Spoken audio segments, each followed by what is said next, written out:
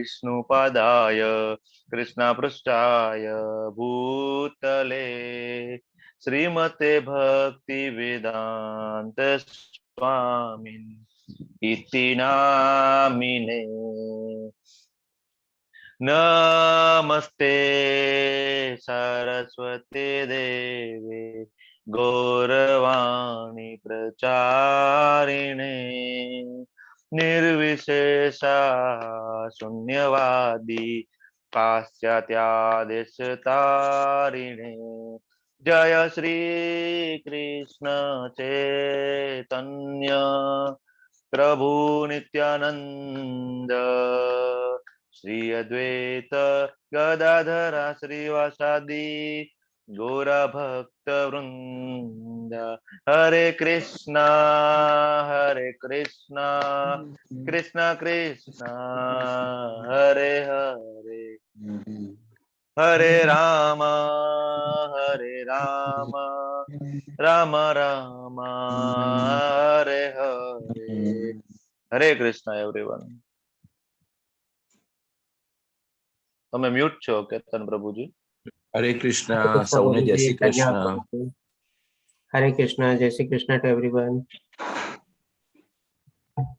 આજે આપણી વચ્ચે હેમા માતાજી કરીને છે જે કિડ્સ ગ્રુપના ટીચર છે અને થોડી વાર પછી એમનો પરિચય નહીં આપશે અને આપણે નવેમ્બર મહિનામાં જે kids group plus week group plus adult group બધું જે શરૂ કરવા જઈ રહ્યા છું એના બારામાં કિડ્સ ગ્રુપ બારામાં આપણને થોડુંક બતાવશે. તો લગભગ 10-15 મિનિટ પછી આપણે હેમા માતાજી પાસેથી થોડું ઘણું એમનું પરિચય ને બધું સાંભળશું અને કિડ્સ ગ્રુપ કેવી રીતે ચાલે છે એ બધું જોઈશું આપણે. તો ચાલો આપણે આજે શરૂ કરીએ. શ્રીમદ ભગવદ્ ગીતાનો 15મો અધ્યાય જે એક બહુ નાનો અધ્યાય છે. 12મા અધ્યાય ભક્તિ યોગની જેમ 15મા અધ્યાય આ પુરુષોત્તમ પુરુષોત્તમ યોગ એમાં પણ 20 શ્લોક છે. આપણે બધાને મ્યુટ કરી દઉં છું.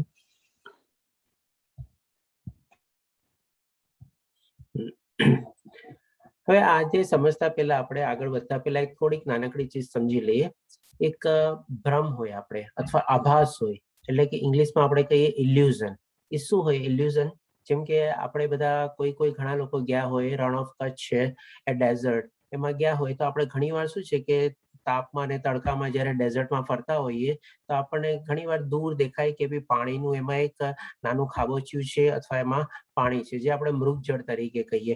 પાસે જઈને જોઈએ તો આપણને કાંઈ દેખાય નહીં એટલે કે આપણને દૂરથી એનો આભાસ થાય અને ભ્રમ થાય અને એનાથી આપણે ખેંચાઈને ત્યાં એ તરફ જઈએ અને એને જોવા જઈએ તો એવું કઈ હોય નહીં આપણને. તો આ રીતે ભગવાન શ્રી કૃષ્ણ આ અધ્યાયમાં પણ આપણને વૃક્ષનું એવી રીતે કલ્પના કરવાનું કહે છે કે ભગવાન શ્રી કૃષ્ણ પહેલા શ્લોકમાં કહે છે પૂર્ણ પુરુષોત્તમ પરમેશ્વર બોલ્યા એમ કહેવાય છે કે એક શાશ્વત અશ્વત્થ વૃક્ષ છે. એટલે કે એમ કહેવાય છે નહીં એકચ્યુઅલી. એટલા માટે પણ ભગવાન શ્રી કૃષ્ણ કહે છે કે એમ કહેવાય છે કે એક શાશ્વત અશ્વત્થ વૃક્ષ છે. એટલે કે એક આપણને વૃક્ષનું કાલ્પનિક કરવાનું ભગવાન શ્રી કૃષ્ણ કહે છે. કેવી રીતે કલ્પના કરવાનું કહે છે કે જેના મૂળ ઉપરની તરફ છે. હવે આવું કોઈ વૃક્ષ હોય નહીં. નોર્મલી બધાના મૂળિયા નીચે તરફ હોય અને નીચેની તરફ એ મૂળિયા એના ઉગતા હોય અને ઉપરની તરફ ડાળ પાંખડીઓ પાંદડા એ બધું ઉગતું હોય. પણ આ રીતે ભગવાન શ્રી કૃષ્ણ એની કલ્પના કરવાનું કહે છે કે જેનું મૂળ ઉપરની તરફ છે અને શાખાઓ નીચેની તરફ છે અને તેના પાંદડા જે બધા છે એ વેદ મંત્રોને રિપ્રેઝન્ટ કરે છે. એટલે કે એના એક એક પાંદડા જે છે એક વેદોનો એક એક મંત્ર છે. એ રીતે ભગવાન શ્રી કૃષ્ણ આપણને કલ્પના કરવાનું કહે છે. અને પછી કહે છે જે મનુષ્ય આ વૃક્ષને જાણે છે એટલે કે આવું કાલ્પનિક વૃક્ષને જાણે છે તે વેદોનો જ્ઞાતા છે. એટલે ઇનડાયરેક્ટલી એને વેદો પણ જ્ઞાન મેળવી લીધું હોય, વેદો વાંચી લીધા હોય, વેદો સમજી લીધા હોય એ રીતે એનું જ્ઞાન એને મળી જાય છે જો એ આ કાલ્પનિક વૃક્ષને સરસ રીતે સમજી લે અને જાણી લે તો. હવે ભગવાન શ્રી કૃષ્ણ આપણને બીજા શ્લોકમાં સમજાવે છે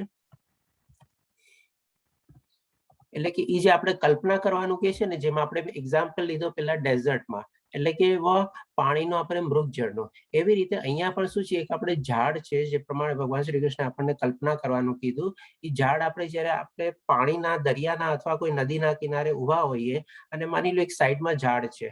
હવે આપણે એની પડછાઈ પડતી હોય અથવા એનું પ્રતિબિંબ પડતું હોય પાણીમાં અને પાણીમાં જયારે આપણે આમ નીચે ઝૂકીને જોઈએ તો એ આપણને ઉલટું વૃક્ષ દેખાય. તો આ રીતે આપણે કલ્પના કરી શકીએ આવા ઉલટા વૃક્ષની કે જેનું મૂળિયા નીચે તરફ છે. હવે એ જે પાણી જે છે એ બધું શું છે એક જાતનો ભવસાગર છે. એટલે કે જયારે આપણે ભૌતિક દુનિયામાં આવી ગયા છીએ આપણે ભવસાગરને પાર કરીને આપણે આપણા મૂળિયા તરફ આપણે જવાનું છે. તો આ રીતે ભગવાન શ્રી કૃષ્ણ કલ્પના કરવાનું કે છે. અહીંયા આપણે જોઈએ છીએ કે વૈકુંઠ લોક કૃષ્ણ લોક છે, જેમાં રાધા રાણીનો ફોટો છે, અને આ રીતે વચ્ચે આપણી જે બધી ભૌતિક દુનિયાના રિલેટેડ જેટલી બધી ઇન્દ્રિયો સુખ છે, આપણે શરીર સુખ છે, બધી અલગ અલગ જે ઈચ્છાઓ આપણા મનમાં જાગે છે, એના તરફ પછી જે આપણે નીચે વૃક્ષ છે એટલે કે આ ભૌતિક દુનિયા જે ભગવાન શ્રી કૃષ્ણ આપણને કલ્પના કરવાનું કે છે, આ ભૌતિક દુનિયામાં આપણે અલગ અલગ ઈચ્છાઓ દ્વારા, અલગ અલગ ઇન્દ્રિયો સુખ દ્વારા, અલગ અલગ આપણા શરીર સુખ માટે આપણે અલગ અલગ કાર્ય કરીએ છીએ, અને આમાં ને આમાં જ આપણે આપણું જીવન વિતાવી લઈએ છીએ. હવે ભગવાન શ્રી કૃષ્ણ આપણને સમજાવે છે કે આપણાથી કેવી રીતે આપણે બધું આગળ વધવું જોઈએ. તો આપણી અત્યારે પરિસ્થિતિ શું છે, આ ટાઈપની છે કે આપણે ઉપરથી માની લો પડી ગયા છે અને લટકીએ છીએ. એક અહીંયા ડાળની ઉપર આપણા પગ ફસાઈ ગયા છે, અને આવી રીતે જે ઉલટું વૃક્ષ છે, વૃક્ષની આપણે માથું નીચે અને પગ આપણા ઉપર, એ રીતે આપણે ભૌતિક દુનિયામાં આપણે ઊંધા લટકાયેલા છીએ. આ રીતે આપણને કલ્પના કરવાનું કે છે ભગવાન શ્રી કૃષ્ણ. હવે આપણે અલ્ટિમેટલી આપણો એમ શું છે, તો કે ભાઈ આપણે આ એક ભૌતિક દુનિયા જે છે એ આખો જે ભવસાગર છે, એમાં જે જન્મ મૃત્યુ જરા વ્યાધિ જે છે એ ચારેય તકલીફોમાંથી પાર પડવું હોય, એટલે કે મુક્તિ પામવી હોય, મોક્ષ પામવી હોય, તો આપણે એ ભૌતિક દુનિયાને પાર કરી અને આપણું જે મૂળિયા છે, મૂળિયાર, કારણ કે મૂળિયા ભગવાન શ્રી કૃષ્ણ વૃક્ષના શું કહે છે કે ઉપર છે, એટલે ઉપરની તરફ આપણે એને કલ્પિત જે વૃક્ષ છે એને આપણે કલ્પના કરી આપણે આપણા વૃક્ષ તરફ, એટલે આપણા મૂળિયા તરફ આપણે પહોંચવાનું છે. એટલે આપણા જીવનનું લક્ષ્ય છે એ આપણને ભગવાન શ્રી કૃષ્ણ સમજાવે છે.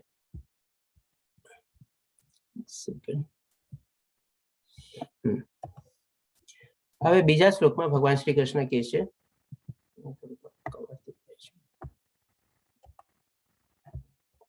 આ વૃક્ષની શાખાઓ નીચે અને ઉપરની તરફ વિસ્તરે છે. ભૌતિક પ્રકૃતિના 3 પ્રકારના ગુણો દ્વારા પોષણ પામે છે. હવે ડેફિનેટલી આ ટાઈપનું જે કાલ્પનિક વૃક્ષ છે એને પણ પોષણ માટે કંઈક તો જોવે છે.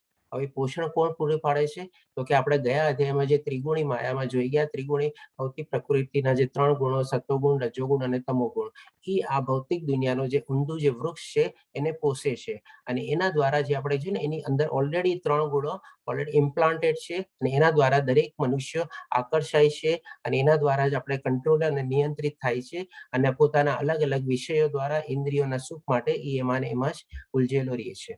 આ તો આ ભગવાન શ્રી કૃષ્ણ કહે છે ભૌતિક પ્રકૃતિના 3 પ્રકારના ગુણો દ્વારા પોષણ પામે છે, તો કે વૃક્ષ પોષણ પામે છે.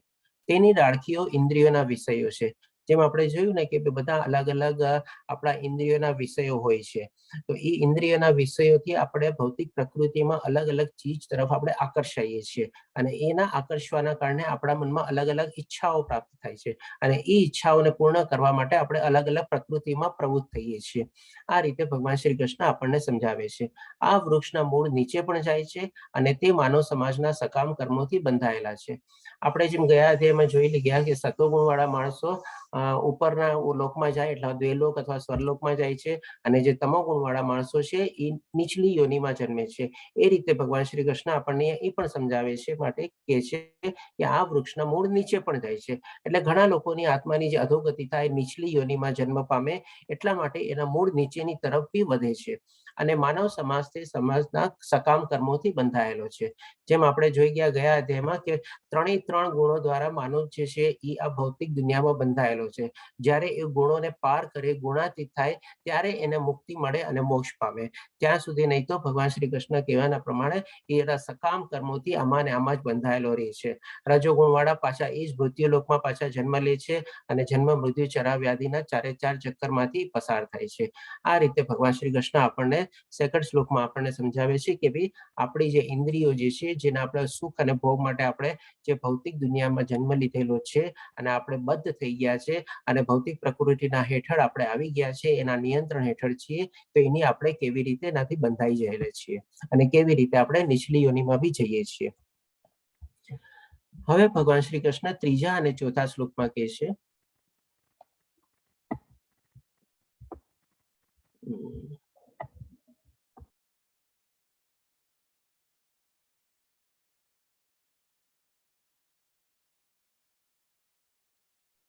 તમે મ્યુટ છો પ્રભુજી. હમણાં મ્યુટ તો કે આની પહેલા બી મ્યુટ હતો? સોરી. ના બસ જસ્ટ મ્યુટ હતા. બરાબર છે. હા, ઓલું નીચે કરવા ગયો હતો ને, કારણ કે લખાયેલું કવર થઈ ગયું હતું એટલે નીચે કરવા ગયો એમાં મ્યુટ દબાઈ ગયો છે. Okay, sorry. તો ભગવાન શ્રી કૃષ્ણ ત્રીજા અને ચોથા શ્લોકમાં કહે છે આ વૃક્ષની વાસ્તવિક સ્વરૂપની અનુભૂતિ આ જગતમાં કરી શકાતી નથી. કારણ કે પહેલા શ્લોકમાં ભગવાન શ્રી કૃષ્ણ કીધું એમ કહેવાય છે, એટલે એક વૃક્ષની આપણે કલ્પના કરવાની છે. એટલા માટે ફરીથી અહીંયા આપણને સમજાવે છે કે વાસ્તવિક રૂપમાં આવું કોઈ વૃક્ષ હોય નહીં અને એને આપણે જગતમાં જોઈ શકતા નથી. કોઈ પણ એ સમજી પણ શકતું નથી, કારણ અને આનો આદિ ક્યાં છે, અંત ક્યાં છે અને આધાર ક્યાં છે. એટલે કે આવી વૃક્ષનું કોઈ કલ્પના જે કરે એનો આદિ, અંત અને શરૂઆત, એટલે કે મધ્ય, અંત અને શરૂઆત કોઈ જાણી શકતું નથી અને કોઈને ખબર પડતી નથી. પરંતુ મનુષ્ય આ સુદૃઢ મૂળવાળા વૃક્ષને વિરક્તિના શસ્ત્રો વડે નિશ્ચયપૂર્વક કાપી નાખવું જોઈએ. એટલે કે અહીંયા ભગવાન શ્રી કૃષ્ણ આપણે શું કરવું જોઈએ ને એ આપણને સૂચવે છે. આપણે શું કરવું છે તો કે ભાઈ આપણે જે ભૌતિક દુનિયાના સંસર્ગમાં આવી અને જે ઇન્દ્રિય સુખ અને શરીર સુખ માટે અલગ અલગ આપણે કાર્યમાં પ્રવૃત્ત થઈએ છીએ, એનાથી આપણે અસંગ કેળવવાનો છે, એનાથી આપણે અલિપ્ત થવાનું છે, એનાથી વિખૂટી થવાનું છે, વિખૂટી પડવાનું છે, એનાથી છૂટા પડવાનું છે અને છૂટા પડીને આપણું લક્ષ્ય જે છે પરમાત્માની પ્રાપ્તિ, એના તરફ આપણે આગળ વધવાનું છે. આના સંદર્ભમાં આપણે કહું કે મહાત્મા ગાંધીએ એક અનાસક્તિ યોગ કરીને એક ભગવદ્ ગીતા ઉપર બહુ સરસ ભાષ્ય લખ્યું છે અને એ ભાષ્યમાં એમાં છેલ્લે એમણે વર્ણવેલું છે કે જો આખા ભગવદ્ ગીતાનો સાર આપણે એક શબ્દમાં જો વર્ણવવો હોય ને તો એ શબ્દ છે અસંગ. એટલે કે કેવી રીતે આપણે અસંગ કેળવવાનો છે, કેવી રીતે આપણે અલિપ્ત થવું છે, કેવી રીતે આપણે છૂટું થવું છે, કેવી રીતે આપણે વિખૂટી પડવું છે આ ભૌતિક દુનિયાથી, એ આખું ભગવદ્ ગીતામાં આપણને સમજાવે છે. એવું ભગવદ્ ગીતા મહાત્મા ગાંધીના એ અનાસક્તિ યોગના સાર પ્રમાણે છે. તો એ જ ભગવાન શ્રી કૃષ્ણ આપણને અહીંયા કહે છે કે આ સુદૃઢ મૂળવાળા વૃક્ષને, કારણ કે એના મૂળિયા બહુ મજબૂત છે, કારણ કે અનાદિકાળથી ચાલ્યું આવે છે ને વિરક્તિના, એટલે કે વિરક્તિ એટલે કે આપણે એનાથી વિખૂટી પડવાનું છે શસ્ત્રો વડે. એટલે કે આપણું શસ્ત્ર શું છે તો કે આપણે એનાથી અલગ રીતે પડવાનું છે અને આપણું શસ્ત્ર જે છે આપણે આપણા મન ઉપર કાબુ મેળવી, ઇન્દ્રિયો ઉપર કાબુ મેળવી એનાથી આપણે અલગ પડવાનું છે. એ આપણા શસ્ત્રો છે. શસ્ત્રો વડે નિશ્ચયપૂર્વક કાપી નાખવું જોઈએ. ત્યાર પછી તેણે એવા સ્થાનની શોધ કરવી જોઈએ કે જ્યાં ગયા પછી પાછા આવવાનું રહેશે નહીં અને ત્યાં તેણે પૂર્ણ પુરુષોત્તમ પરમેશ્વરનું શરણ લેવું જોઈએ કે જેમનાથી અનાદિકાળથી દરેક વસ્તુનો આરંભ થાય છે, તે જ વિસ્તાર પણ થાય છે. હવે અહીંયા ઇનડાયરેક્ટલી છે ને આપણને ભગવાન શ્રી કૃષ્ણ આપણના જીવનનું લક્ષ્ય દેખાડે છે. અહીંયા ભગવાન શું કહે છે કે તેણે એવા સ્થાનની શોધ કરવી જોઈએ, એટલે કે એવો એનો પોતાનું લક્ષ્ય બનાવવું જોઈએ અને એ લક્ષ્ય પ્રાપ્ત કરવા માટે એવો રસ્તો અપનાવવો જોઈએ કે જેના દ્વારા એનું લક્ષ્ય પામી શકે અને એની શોધ કરીને એને જેટલા જલ્દી હોઈ શકે એના તરફથી પહોંચી શકે. આ રીતે ભગવાન શ્રી કૃષ્ણ આપણને અહીંયા આપણા જીવનનો એક ધ્યેય સમજાવે છે, જીવનનો લક્ષ્ય સમજાવે છે કે આપણા જીવનનું લક્ષ્ય શું હોવું જોઈએ, આપણા જીવનનું ધ્યેય શું હોવું જોઈએ. તો કે એ આપણે ભગવાન શ્રી કૃષ્ણ પુરુષોત્તમની આપણે શોધ કરી એની પ્રાપ્તિ માટે લાગી જવું જોઈએ. હવે આપણે જોઈએ ભગવાન શ્રી કૃષ્ણ આપણને હવે ડેફિનેટલી આપણને એકવાર માની લો શોધ ખબર પડી ગઈ કે આપણી જિંદગીનો લક્ષ્ય શું છે અને એ આપણને ખબર પડી ગઈ કે આપણે ભગવાન પુરુષોત્તમ પરમેશ્વરની આપણે પ્રાપ્તિ કરવાની છે અને ભગવાનની પ્રાપ્તિ કરવાની છે. તો હવે એ જગ્યાએ જ્યાં જવાનું હોય, જેમ આપણે કહીએ ને આપણે એક જગ્યાએ સ્થળાંતર કરતા હોઈએ, આપણે અલગ જગ્યા રહેવા જવાનું હોય અથવા કોઈ નવી ફ્લેટ ગોતતા હોઈએ કે બંગલો જોતા હોય કે હાઉસ જોતા હોઈએ, કાંઈ બી જોતા હોઈએ, તો આપણે બધી એની બધી જ્યોગ્રાફી ને હિસ્ટ્રી ને આ ને તેને બધું અવલોકન કરીએ કે ભાઈ ત્યાંથી બધા કોમ્યુનિકેશન ને બધું કેવું છે, ત્યાંથી માર્કેટ કેટલી નજીક છે, આ કેમ છે, એમ છે, એ શું છે બધું. એવી રીતે ઘણી બધું ટાઈપનું આપણે રિસર્ચ કરીએ. મારી ઓફિસ કેટલી દૂર છે, છોકરાની સ્કૂલ કેટલી દૂર છે, માર્કેટ પ્લેસ કેટલી દૂર પડશે મને, આ રીતે ઘણું બધું આપણે સંશોધન કરીએ. ત્યાં આજુબાજુમાં આપણી કોમ્યુનિટી કેવી વસે છે એ રીતે. તો એવી રીતે આપણને જયારે ભૌતિક દુનિયાનું ખબર પડી જાય કે ભાઈ આપણે એ દુનિયામાં જવાનું છે, કારણ કે ભગવાન શ્રી કૃષ્ણ ક્યાં રહીએ છીએ તો કે ભાઈ આપણે કૃષ્ણ લોક અથવા વૈકુંઠ લોકમાં રહીએ છીએ અને આપણા જીવનનું લક્ષ્ય શું છે તો કે પરમાત્માની પ્રાપ્તિ. એટલે કે પરમાત્માની પ્રાપ્તિ આપણે ભૌતિક દુનિયામાં જઈને મેળવવાની છે. તો હવે ડેફિનેટલી આપણે આજે ભૌતિક દુનિયામાં રહીએ છીએ તો ભૌતિક દુનિયા અને આધ્યાત્મિક દુનિયાનો ફરક તો આપણે જાણવો જોઈએ ને. આપણે અહીંયાથી આપણે વાં જવાનું છે તો આપણે એક નાનકડો ફ્લેટ કે હાઉસ લેવા માટે બી આપણે કેટલું બધું રિસર્ચ કરતા હોઈએ છીએ. તો પછી આપણે આટલું મોટું આપણે જર્નીનો આપણો ગોલ જો હોય, આપણા જીવનનો ધ્યેય જે હોય, તો એના માટે બી આપણે જોઈએ કે ભાઈ કેવી રીતે છે. તો અહીંયા આપણે સંક્ષિપ્તમાં આપણે અલગ રીતે આધ્યાત્મિક દુનિયા અને આપણે જે ભૌતિક દુનિયામાં જીવીએ છીએ એનો આપણે ડિફરન્સ સમજી લઈએ. મારા ખ્યાલથી 6:45 થઈ ગયા, સોરી 6:15 થઈ ગયા છે.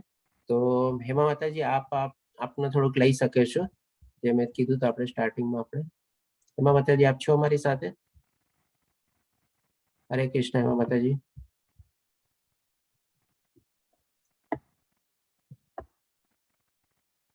એક second. Mataji, you are on mute.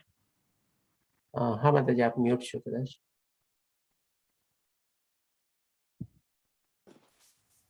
હરે કૃષ્ણ. હું હેમા બોલું છું, નોર્થ કેરોલાઇના USA થી, અને હું અહીંયા ઘડી સાયન્ટિસ્ટની જોબ કરું છું. એનું ઇસ્કોનમાં જાન્યુઆરીમાં ફર્સ્ટ ટાઈમ મેં જ્યારે ગીતાનો કોર્સ કર્યો ત્યારે એમાંથી હું અહીંયા ઇન્વોલ્વ થઈ છું આમાં, અને ટીચિંગ કરવાનું શરૂ કર્યું છે. તો આજે આપણે જોઈએ કે આપણે બધા આઈ થિંક ઓકે આપણે જોઈએ કે આપણે સવારે ઉઠીએ ત્યાંથી રાત્રે સુઈ જઈએ ત્યાં સુધી આપણું થિંકિંગ શું હોય છે કે all we want to do is just get up and આપણે હેપીનેસ શોધતા હોઈએ છીએ કે એને હેપીનેસ ખરીદવા માટે આપણે પ્રયાસ કરતા હોય કારણ કે money everything you want like for your bodily satisfaction, તમારા છોકરાનું એજ્યુકેશન હોય, ખાવું હોય, પીવું હોય, ઘર, એવરીથિંગ આપણે બધું કરવા માટે ખૂબ જ મહેનત કરીએ. સવાર ઉઠીએ ત્યાંથી રેટ રેસમાં લાગી જઈએ રાત સુધી, પણ અને હંમેશા બીઝી લાઈફ જીવીએ, પણ ક્યારેય આપણે આપણા જે સોલ જે છે, જે આપણી ચેતના છે, કોન્શિયસનેસ, એને આપણે ફૂલફિલ કરવા ક્યારેય પ્રયાસ નથી કરતા. કે મોટા ભાગના લોકો સવાર ઉઠીએ કદાચ દીવો કરીએ અને ભાગ દોડતા હોઈએ છીએ આપણે. તો એના બદલે આમાં આવ્યા પછી મને બી એટલી કોન્શિયસનેસ આવી કે ભાઈ ધીસ ઇઝ સમથિંગ, કૃષ્ણ ભગવાનના નોલેજ છે એ બહુ અગત્યનું છે, અને આજે દુનિયામાં જેટલા લોકો સુધી પહોંચે એટલા સુધી પહોંચાડવું જોઈએ. એમાં બાળકો જે છે એ બાળકોની બુદ્ધિ એટલી બધી તેજ હોય, એમ એબ્ઝોર્બ કરે લાઈક એ સ્પોન્જ. તમે પાણીમાં મૂકો તો સ્પોન્જ કેવું એબ્ઝોર્બ કરે એના જેવું. એટલે ત્યારે એ કુમળી એજે છે ત્યારે આપણે સંસ્કારનું સિંચન કરવા માંગીએ કે એમને બધી રીતે સ્ટ્રોંગ બનાવીએ, બધી રીતે એમને ખૂબ જ આગળ વધે એમનું જીવનમાં, એવું વિચારતા હોઈએ છે. તો એના માટે આપણે જોઈએ કે આ ભગવદ્ ગીતામાંથી એમને ઘણું બધું જાણવા મળશે કે જેનાથી એમની સોલની સ્ટ્રેન્થ આવશે. So how does that soul strength would help them in the future? તો આપણું બાળક હોય એ નાનું છે ત્યાં સુધી આપણી જોડે છે ત્યાં સુધી આપણે ઓબિડિયન્ટ રહે, આપણી સાથે રહે, બધા જોડે હળી મળીને રહે, પ્લસ એની હેબિટ બધી સારી હોય, અને એ ધીરે ધીરે મોટા થાય, સ્કૂલમાં જાય. અને આજકાલ તો સ્કૂલમાં પણ ભણવાનું એટલું બધું હાયર લેવલ થઈ ગયું છે કે એ લોકોને સ્ટ્રેસ એમાંય વધારે હોય છે. આપણે ભણ્યા હતા એના કરતાં ઘણું સ્ટેન્ડર્ડ અપ એન્ડ અપ જતું જાય છે.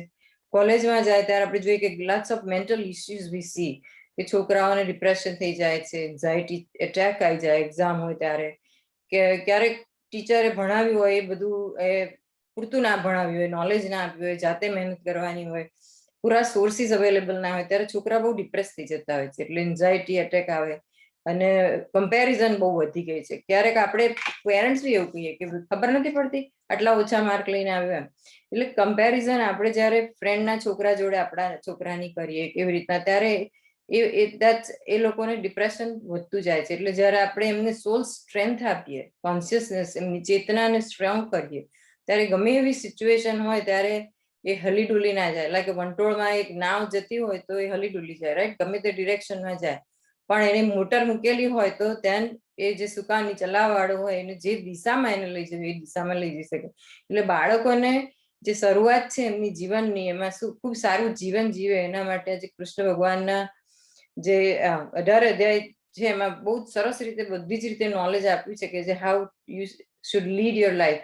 અને આમાં ઇન્વોલ્વ થવાથી છોકરાઓમાં આપણા લીડરશિપ ગુણો પણ ઘણા બધા ડેવલપ થાય. અને આપણે જોઈએ છીએ કે સારી કમ્યુનિટી હોય એમાં આપણે આપણું ડિવોશન બી આપણા છોકરાને પણ એમાં સારી કમ્યુનિટી બનાવી શકે. પ્લસ સતયુગ આવવાનો છે એવું કહીએ છીએ તો આપણા છોકરા પણ એમાં ઇન્વોલ્વ થઈને આ જે ભગવાનના વચનો શીખે અને એમાં પણ સ્પ્રેડ કરે. તો મારી હાર્દિક with all my heart I urge you all that make sure that you give chance to all the kids around you to involve in this. અને મારે અહીંયા ઘડી મારી ટેસ્ટિમોની લાઈવ છે એટલે મેં અહીંયા શેર નથી કર્યું, પણ મારી એક સ્ટુડન્ટ છે એ મેસવા જીવરાની. મેસવા, are you there? Yes, Mataji.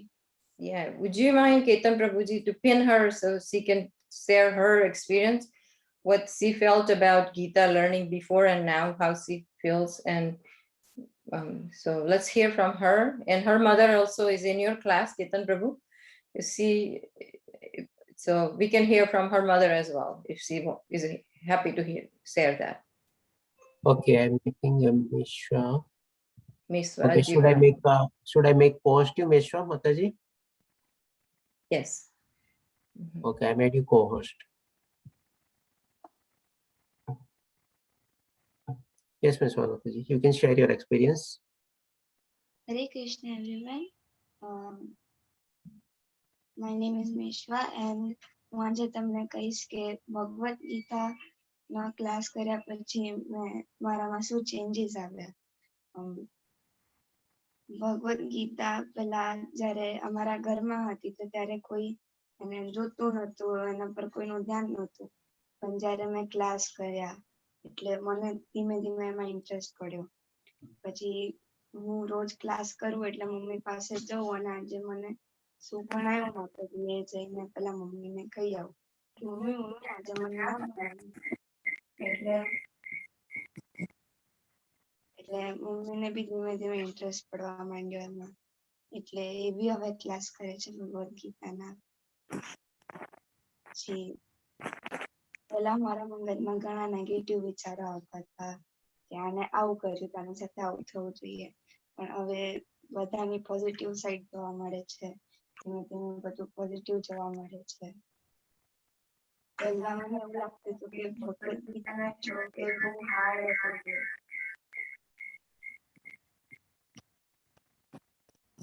પણ હવે મને હાર્ડ નથી લાગતા.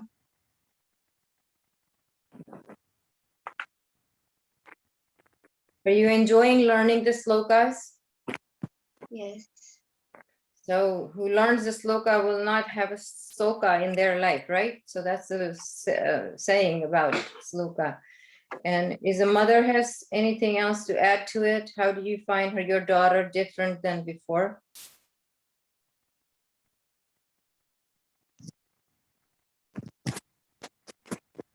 Hello, Hare Krishna. Jai Shri Krishna to everyone. Jai Shri Krishna. મીશવા પહેલા ખરેખર એ શ્લોકા એટલા સરસ બોલે છે ને હવે કે પહેલા જેટલું હું એને અમુક શ્લોક શીખવાડતી હતી પણ અત્યારે એની પાસે મારા કરતા પણ એટલા સરસ રીતે અને એટલું સરસ બોલે છે ને કે હવે મારે એની પાસેથી ઘણું બધું શીખવાનું છે શ્લોકમાં. એવું છે. અને ઘણો બધો ડિફરન્સ છે એની અંદર. એ થોડીક હાઈપર હતી પણ એ ધીમે ધીમે એ પણ આમ શાંત રહે છે. પેલા ક્યારેક કોઈ થઈ જાય તો એને વઢું તો એને નહોતું ગમતું પણ હવે એ જરાય એ નથી કરતી કે હા મમ્મી. તો એ રીતે એનામાં ઘણા બધા ચેન્જીસ ધીમે ધીમે આવી રહ્યા છે. Yeah, very good. Hare Krishna. So that's the thing. આપણા છોકરા નાના હોય ત્યારે આપણે કહીએ ત્યારે આપણું માનતા નથી અને ઘણીવાર જીદ બહુ કરે કે પછી બહાર જાય ત્યારે ખોટી સોબત થાય, ખોટી સંગત થાય, તો ડ્રિંક કરે, ડ્રાઈવ કરે, ડ્રગ લેતા થાય. બધા બહુ ઇસ્યુ જોઈએ છે. ઘણીવાર છોકરાઓ એ ડિપ્રેશન હેન્ડલ ના કરી શકે ત્યારે સુસાઇડલ કેસીસ સાંભળે. પણ જ્યારે તમે એને ભગવદ ગીતા શીખવાનું એને કરશો, શીખશે તો પછી એનો આત્મા છે એ ખૂબ જ આત્મબળ એનું ખૂબ પ્રબળ હશે કે એને એવા ક્યારેય વિચાર ના આવે અને હંમેશા સારી સંગત રહે. અને last thing I will add is God's angel, like Krishna's angel will always guide them and they will go in the right direction. આપણે ફિઝિકલી મા બાપ ક્યાં એમની સાથે નહીં જઈએ, શું કરે છે આપણને નહીં ખબર હોય, પણ જ્યારે ભગવદ ગીતા એમનું અધ્યયન ચાલુ રહેશે હંમેશ માટે કે શીખ્યા હશે એમાં એક્ટિવિટીમાં, તો ભગવાન હંમેશા એમનો હાથ પકડશે. ત્યારે આપણે ઓછે કે માથું મૂકીને સુઈ જઈશું ત્યારે આપણને ચિંતા નહીં રહે, કારણ કે છોકરા આપણા સાચી ડિરેક્શનમાં સાચું જ કરશે. So with that, I will close this and you can, Kirtan Prabhu, go ahead and continue. I hope I have done the job that can help you all to understand why you should involve your kids. તમારા છોકરાઓને શા માટે આમાં જોડાવા માટે કહેવું જોઈએ તે મળ્યું. Hare Krishna, everyone. Thank you so much for giving me opportunity and thank you. ધન્યવાદ માતાજી, ધન્યવાદ ગાયત્રી માતાજી અને ધન્યવાદ મેશ્વા માતાજી. આપ સૌનો અનુભવ સાંભળીને ખૂબ ખૂબ આનંદ આવ્યો, ખૂબ મજા આવી. અને ડેફિનેટલી આપણે પણ એક આપણી પોતાને તો આપણી લાઈફ સુધારવાની છે પણ સાથે સાથે આપણે આપણું નેક્સ્ટ જનરેશન છે એની લાઈફ સુધારવાની, કારણ કે એની જવાબદારી આપણા ઉપર છે. તો આપણાની લાઈફને સુધારવાની સાથે સાથે જો એ લોકોની પણ લાઈફ આપણે સુધારશું, એ લોકોને સાચું માર્ગદર્શન આપશું, કારણ કે રૂપિયા પૈસાની બધાની કોઈ ઓલો લિમિટ નથી. એને જો સારા સંસ્કાર, સાચું જ્ઞાન એને જો આપીને જાશું ને તો એ સૌથી મોટી સંપત્તિ છે અને એ સૌથી મોટી એસેટ છે. આપણને જે હેમા માથીએ જે કીધું ને કે આપણે રાતની નીંદ આપણને બહુ સરસ આવશે, આપણને કોઈ ચિંતા નહીં રહે જો આપણા સંસ્કારમાં, છોકરાઓમાં સારા સંસ્કાર અને સારું અને સાચું જ્ઞાન એને મળી ગયું હશે તો. કારણ કે આ બધી ભૌતિક દુનિયાથી કઈ વિચલિત નહીં થાય, ખોટી આદતો નહીં પડે. જેમ હેમા માથીએ જે કીધું અલગ અલગ બધી આદતો પડી જાય છે આજકાલના નવા ટીનેજર્સ લોકોને અને યંગસ્ટર લોકોને, તો એ બધાથી બહુ મુક્ત થઈ જશે અને આપણને પણ ટેન્શન ફ્રી થઈ જશું. કારણ કે પૈસા તો શું છે, આજે છે કાલે છે, આજે વધારે છે કાલે ઓછા છે, પાછા વધી જશે, એની કોઈ ઓલું નથી. પણ જો સંસ્કાર હશે અને જ્ઞાન હશે તો એ હંમેશા કાયમ રહેશે છોકરાઓ સાથે અને આપણને પણ બહુ શાંતિ મળશે. અને ઇવન આપણો પણ સંસ્કૃતિ બને છે, આપણે કહીએ છીએ ને સંસ્કારથી સંસ્કૃતિ બને છે. યસ, એટલે that's what we need to work on. So I will leave now. Okay, thank you. Okay, ધન્યવાદ માતાજી. Thank you everyone. Okay, bye. હરે કૃષ્ણ માતાજી, ખૂબ ખૂબ ધન્યવાદ વિશ્વા માતાજી, હેમા માતાજી. હરે કૃષ્ણ. જિજ્ઞેશ પ્રભુજી, આપના સને તો મારા ખ્યાલથી કિડ્સ ના બેચ જોઈન કરેલા છે ને આગળ? યસ પ્રભુજી, અને એક વખત બેચ કમ્પ્લીટ કરી દીધું છે. બરોબર, વેરી ગુડ. ચાલો, ઓકે, તો આપણે આગળ રેગ્યુલર માળા કરે છે પ્રભુજી. ગઈકાલે ને 4 માળા કરી હતી, રેગ્યુલર 1 માળા કરે છે અત્યારે. મંગળા આરતીમાં રોજ મારી સાથે હોય અત્યારે 4 વાગે. ના, સારું છે. આ જ બધા સંસ્કાર કામમાં આવશે આગળ જઈને, બાકી કઈ કામમાં નથી આવવાનું. ચાલો, ધન્યવાદ. તો આપણે આગળ વધીએ હવે. તો આપણે સંક્ષિપ્તમાં જાણી લઈએ આધ્યાત્મિક દુનિયા અને ભૌતિક દુનિયામાં ફરક શું છે. ભૌતિક દુનિયા એટલે કે મટીરિયલ વર્લ્ડ, જેમાં આપણે અત્યારે આપણું જીવન કાઢી રહ્યા છે, પાસ કરી રહ્યા છે એ રીતે. અને આધ્યાત્મિક દુનિયા એટલે કે જ્યાં આપણે પહોંચવાનું છે, જે આપણા જીવનનું લક્ષ્ય છે. તો સૌથી પહેલો ડિફરન્સ છે કાયમી. એટલે આધ્યાત્મિક વિશ્વ જે છે કાયમી છે, પરમાનન્ટ છે, એનો કોઈ નાશ નથી થતો અને એ હંમેશા આપણે રહેવાનું જ છે. અને જ્યારે ભૌતિક દુનિયા જે છે ભલે વાસ્તવિક છે, આપણને દેખાય છે, કારણ કે આધ્યાત્મિક દુનિયા આપણને દેખાતું નથી એટલે અવ્યક્ત છે. અને એની વિરુદ્ધમાં આપણે વાસ્તવિક ભૌતિક દુનિયા વાસ્તવિક છે પણ શું છે, અસ્થાયી છે. આપણે એ શ્લોકમાં જોઈ ગયા હતા કે ભાઈ આ દુનિયાનું પતન અને પાછું એનું ઉદ્ભવ ને બધું થવાનું જ છે, પ્રલય ને બધું થવાનું છે. સો ઇટ ઇઝ સાયકલની જેમ ચાલે છે, ઇટ ઇઝ ટેમ્પરરી, પરમાનન્ટ નથી. અને આધ્યાત્મિક દુનિયા પરમાનન્ટ છે. અને આધ્યાત્મિક દુનિયામાં જ એકચ્યુઅલી સાચો પ્રેમ છે. કારણ કે જો પ્રેમની ડેફિનેશન ને બધું જોઈએ આપણે, તો સૌથી સાચો પ્રેમ અને સારો પ્રેમ આપણે ભગવાનની સાથે જ કરી શકીએ છીએ, એમની ભક્તિ અને સેવા દ્વારા. અને ભગવાન પણ એટલો જ સાચો અને સારો પ્રેમ એના ભક્ત તરફ દેખાડે છે, જે આપણે અલગ અલગ બધા આપણે બધા અધ્યાયોમાં જોયું. ઘણા બધા એવા દાખલા હતા આપણી સામે શાસ્ત્રોમાં અને બધામાંથી આપણે સ્ટોરી લીધી કે જેમાં ભગવાન શ્રી કૃષ્ણે કેવી રીતે એના ભક્તોની રક્ષણ કર્યું છે. અને ભૌતિક દુનિયામાં છે ને આ બધું જે આપણે પ્રેમના નામે કહીએ પણ એકચ્યુઅલી વાસના છે. હવે આમાં છે ને મને એક નાનકડો સ્ટોરી જેવું યાદ આવે છે. On the lighter side, funny સાઈડના હિસાબે કહું છું આપને. એકવાર એક છે ને ગાર્ડનમાં છોકરો ને છોકરી જઈ રહ્યા હતા. હજી સુધી વિવાહ નથી થયા, બંનેના પણ થવાના છે, એટલા માટે બંને સાથે જઈ રહ્યા હતા. તો હવે જે આગળ વધે છે અને ચાલતા હોય છે બંને સાથે જાતા તો છોકરાને છે ને થોડી આગળ રસ્તામાં એક કાંટો દેખાય છે. તો હવે જેવો કાંટો દેખાય છે તરત એની છોકરીને કહે છે કે ઊભી રહે. પોતે આગળ જાય છે, 2-3 સ્ટેપ, કાંટો ત્યાંથી કાઢે છે, એને ફેંકે છે, પછી એને કહે છે કે હવે ચાલતું, આવી રીતે. તો આ રીતે કહે છે. પછી શું છે, થોડા વખત પછી લગ્ન થાય છે. લગ્ન થયા પછી પાછા એ લોકો ઈ જ ગાર્ડનમાં ફરવા આવે છે. ઈ જ ગાર્ડનમાં ફરવા આવે છે ત્યારે પાછું એ છોકરાને કાંટો દેખાય છે. આ એક કાલ્પનિક સ્ટોરી છે અને બહુ ફની છે આમ સ્ટોરી. એટલા માટે તમને કહું કે આપણે ભૌતિક દુનિયામાં જેને પ્રેમ કહીએ છીએ ને, એ પ્રેમ એવો કોઈ હોતો જ નથી. અને એ ચાલે છે ત્યારે લગ્ન થઈ ગયા હોય છે, ત્યારે એને પત્નીને શું કહે છે, હવે એની પત્ની થઈ ગઈ છે એટલે એની પત્નીને કહે છે સંભાળીને ચાલજે, આગળ કાંટો છે. ઓકે, પત્ની સંભાળીને ચાલે છે અને સાઈડથી આમ નીકળી જાય છે અને પાછા બંને આગળ વધે છે. હવે એવી રીતે લગ્નના થોડા વર્ષ થઈ જાય છે. પછી અમુક વર્ષ પછી 5, 10, 15, 20 વર્ષ પછી પાછા એકવાર ગાર્ડનમાં આવે છે ફરવા. અને ગાર્ડનમાં આવે છે ફરવા ત્યારે પાછું ઓલા છોકરાને ઓલો કાંટો દેખાય છે. ત્યારે શું છે, પોતે મનમાં ચૂપચાપ રહે છે, હસે છે અંદર અને પોતે તો આમ સાઈડથી નીકળી જાય છે અને કાંઈ બોલતો નથી. અને વાઈફના પગમાં એ કાંટો ખૂંચી જાય છે. જેવો કાંટો ખૂંચે છે અને વાઈફ આઉચ કરીને આમ ચિલ્લાય છે, તરત ઓલો ફરીને જોવે છે, દેખાતું નથી, ખબર નથી પડતી, જોઈને નથી ચાલતી. કાંટો છે ખબર નથી પડતી, ગાર્ડનમાં કાંટો ન હોય તો શું હોય બીજું, ચાલ જલ્દી જલ્દી કાંટો કાઢ, આપણે મોડું થાય છે, ચાલ આગળ વધ. તો આ રીતે છે. તો આપણે જેને કહીએ ને સાચો પ્રેમ જેવું છે ને આ દુનિયામાં જેવું કઈ છે જ નહીં, બધું એક જાતનું આમ વાસના જેવું જ છે આમ. અને એ રીતે આ ભગવાન શ્રી કૃષ્ણ આપણને કહે છે કે આધ્યાત્મિક દુનિયામાં પ્રેમ સાચો હોય છે અને ભૌતિક દુનિયામાં જે આપણે જેને કહીએ છીએ એ એક ટાઈપની વાસના જ છે. અને ડેફિનેટલી ભૌતિક દુનિયામાં સાચું સુખ છે, અલૌકિક સુખ છે, સત્યચિત્ત આનંદ છે. અને ભૌતિક દુનિયામાં આપણે જે કાંઈ પણ સુખ છે એ બધું ટેમ્પરરી છે, આજે છે કાલે એ જ દુઃખનું કારણ બનવાનું છે, અથવા તો આજે સુખ છે કાલે એ કાંઈ નથી. એવી રીતે અલગ અલગ છે અને બધું ટેમ્પરરી છે. પછી ડેફિનેટલી સંબંધો બી જે પ્રેમની જેમ જ છે. જ્યાં સુધી કામ હોય, ભૌતિક દુનિયામાં જ્યાં સુધી કામ હોય ત્યાં સુધી બધા સંબંધો ચાલે, પણ જે આધ્યાત્મિક દુનિયા છે ત્યાં સાચા સંબંધ હોય છે. એક ભક્ત અને ભગવાન પ્રત્યેનો જે પ્રેમ હોય છે એ પ્રમાણેનો સંબંધ હંમેશા કેળવાયેલો રહે છે. જેમ ભગવાન શ્રી કૃષ્ણ પણ આપણને એક બે શ્લોકમાં કહે છે કે તે હંમેશા મારી સાથે નિવાસ કરે છે.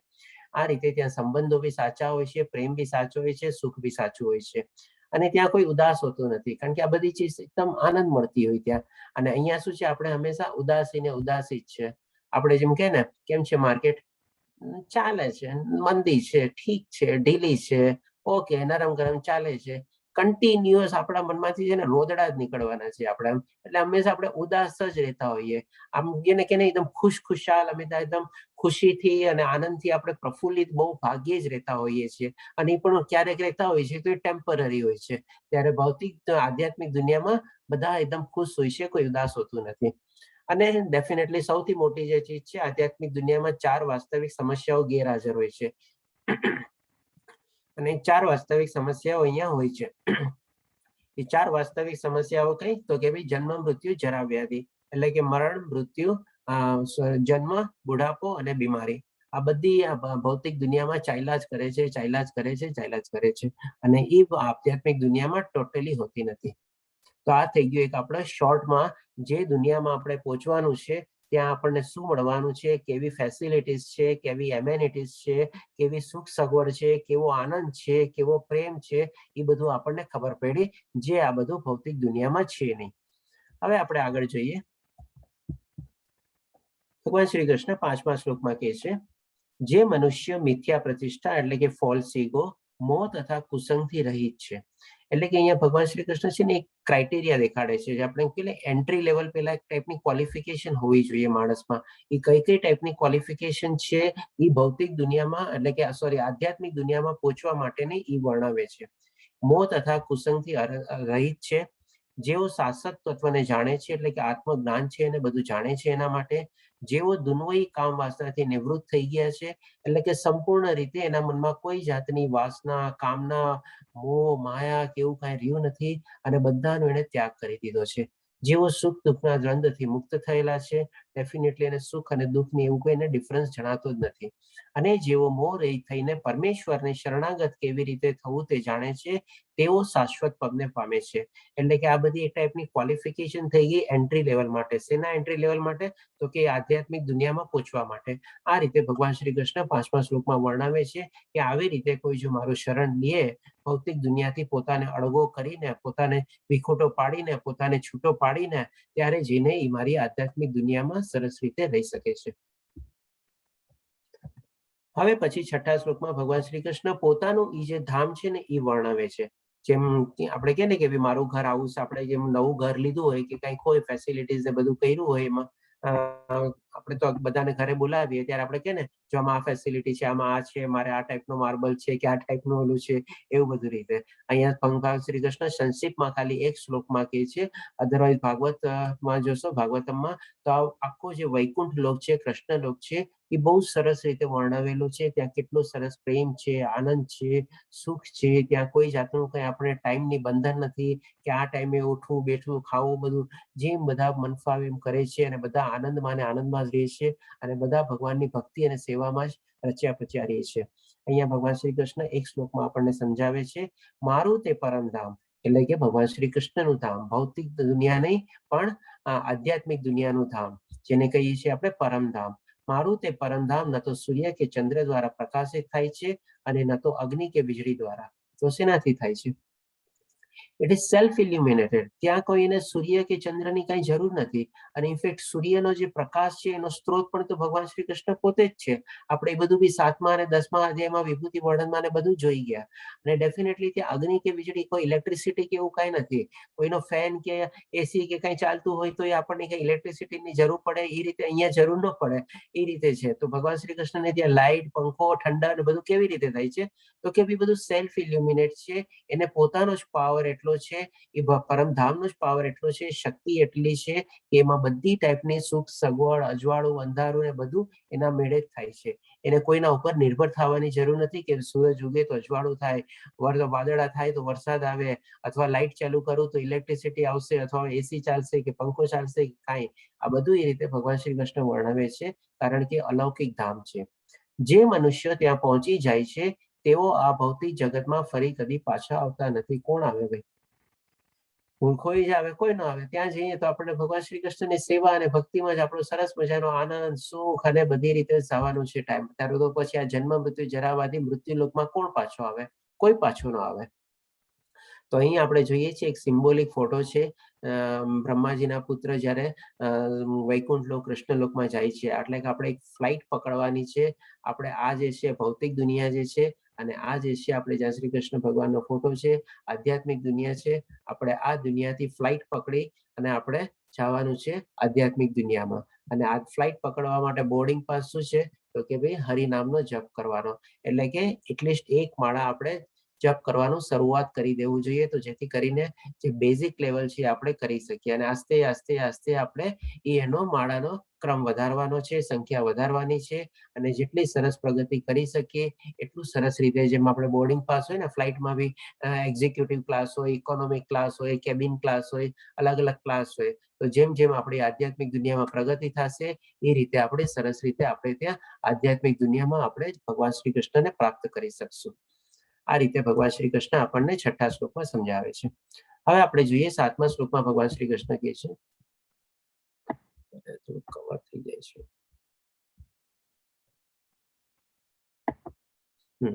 આ બદ્ધ જગતમાં બધા જીવો મારા સનાતન અંશો છે. ડેફિનેટલી આપણે પરમાત્માનો જ અંશ છીએ. બદ્ધ જીવનના કારણે તેઓ બધી જ 6 ઇન્દ્રિયો કઠોર સંઘર્ષ કરી રહ્યા છે, જેમાં મનનો પણ સમાવેશ છે. હવે બદ્ધ જીવન એટલે શું? કે ભાઈ આપણી જે આત્મા જે છે, આપણું જે શરીરની સાથે જ્યારે બંધાઈ જાય છે, ભૌતિક દુનિયાની સાથે બંધાઈ જાય છે, ત્રિગુણી માયાની હેઠળ આવી જાય છે, એટલા માટે એને કીધું છે બદ્ધ જીવ. અને બદ્ધ જીવ જ્યારે આવી જાય છે આ બધાની હેઠળ, ત્યારે કન્ટિન્યુઅસ આપણે એમાં સ્ટ્રગલ જ કરતા હોઈએ છીએ, કઠોર સંઘર્ષ કરી રહ્યા હોય છે. શેના માટે? તો કે ભાઈ આપણે ઇન્દ્રિયોના સુખ માટે અને શરીરના સુખ માટે. અને જે 6 ઇન્દ્રિયો જે ભગવાન શ્રી કૃષ્ણ કહે છે એમાં જ્ઞાનેન્દ્રિય પ્લસ આપણે મનનો એમાં સમાવેશ આવી જાય છે. કારણ કે મન દ્વારા જ આપણે બધી અલગ અલગ ઈચ્છાઓથી આકર્ષિત થઈએ છીએ અને આપણે એમાં પ્રવૃત્ત થઈએ છીએ બધું ચીજ મેળવવા માટે. હવે 8મા શ્લોકમાં ભગવાન શ્રી કૃષ્ણ કહે છે, જેવી રીતે પવન સુગંધની એક સ્થળેથી બીજે સ્થળે લઈ જાય છે, તેમ જીવ આ જગતમાં પોતાના જીવનના જુદા જુદા ખ્યાલોને એક શરીરમાંથી બીજા શરીરમાં લઈ જાય છે. હવે જેમ ઘણીવાર લોકોનો પ્રશ્ન હતો ને કે ભાઈ આત્મા એક શરીરમાંથી બીજા શરીરમાં પ્રવેશે ત્યારે એની સાથે શું શું ગ્રહણ કરીને લઈ જાય છે, અથવા શું શું કેરી ફોરવર્ડ થાય છે આગલા જન્મમાં. તો અહીંયા ભગવાન શ્રી કૃષ્ણ એનો પણ ઉત્તર એક અહીંયા આપે છે, જે મેં તમને કીધું હતું કે ઘણા બધા શ્લોક આવશે, એમાંનો આ એક શ્લોક છે. તો અહીંયા ભગવાન શ્રી કૃષ્ણ એક કમ્પેરિઝનની સાથે સમજાવે છે. પેલા શું કહે છે કે જેમ પવન સુગંધથી એક સ્થળેથી બીજે સ્થળે લઈ જાય છે. હવે આમાં આપણે એક એક્ઝામ્પલ લઈએ. માની લો એક રોઝનો ગુલાબનું ગાર્ડન છે. હવે હવા તો બધી જગ્યાએ છે, એટલે કે પવન વાયુ બધી જગ્યાએ પ્રવત છે, અને રોઝ અને ગુલાબનું ગાર્ડન છે. હવે એ ગાર્ડન થી આપણે માની લઈએ થોડાક દૂર હોઈએ, 15, 20, 25, 30 ફૂટ દૂર, અને હવા ચાલતી હોય, અને એ હવા જે છે આપણે ગુલાબના ફૂલ જે છે, ગુલાબનું જે ગાર્ડન છે ત્યાંથી પાસ થઈને આપણી પાસેથી પાસ થાય છે. તો આપણને પણ શું છે, એ હવામાં એક જાતની સુગંધ આવે છે. આપણે કહીએ ને ઘણી વાર આપણે ઊભા હોઈએ છીએ કે જેમ કે વરસાદ આવતો હોય અને માટી ભીંજાય તો આપણને માટીમાંથી બી એક સુગંધ આવતી હોય છે, જે હવા ચાલતી હોય તમારે. તો એ રીતે પણ જ્યારે અહીંયા ભગવાન શ્રી કૃષ્ણ કહેવાના પ્રમાણે જેમ આપણે પવન જેમ ચાલતો હોય છે અને એની સાથે જે સુગંધ કેરી કરે છે, એવી રીતે જ્યારે એક આત્મા જ્યારે એનું શરીર છોડી દે છે અને બીજા શરીરમાં પ્રવેશે છે, ત્યારે એના ગુણધર્મો, કેવા પ્રકારમાં એની મનસ્થિતિ છે, કેવી દશામાં એ મૃત્યુ પામ્યો છે, એનો સ્વભાવ કેવો હતો, ક્યાં એનો જીવ અટકેલો હતો, પ્લસ એના બધા કર્મો, આ બધી ચીજો એ રીતે એ કેરી ફોરવર્ડ કરે છે. જેમ એક વાયુ અથવા હવા એક જગ્યાએથી પસાર થઈને એની સાથે એ સુગંધ કેરી ફોરવર્ડ કરે છે, સુગંધને લઈને ચાલે છે, જેમ કે ગુલાબની સુવાસ લઈને ચાલે છે, એ રીતે આત્મા પણ આ બધી ચીજ લઈને બીજા શરીરમાં પ્રવેશે છે. કેટલી સરસ કમ્પેરિઝન આપીને સમજાવે છે આપણને. પછી કે છે આ પ્રમાણે તે એક શરીરને ધારણ કરે છે અને પછી તેને ત્યાગીને બીજું શરીર ગ્રહણ કરે છે. ડેફિનેટલી હવે એ શરીર જૂનું થઈ ગયું અથવા મરી ગયું અથવા કોઈ પણ કારણસર હવે નથી, તો આત્મા જે છે એ પ્રમાણે એના ભાવો, એના ગુણો, એના કર્મો, એની મનસ્થિતિ એ બધું પોતાની સાથે કેરી કરીને બીજા શરીરમાં પ્રવેશે છે. જેમ વાયુ એક જગ્યાએથી બીજી જગ્યાએ મૂવ થાય છે અને સુગંધ જે છે એને કેરી ફોરવર્ડ કરે છે, એવી રીતે. હવે ભગવાન શ્રી કૃષ્ણ આપણને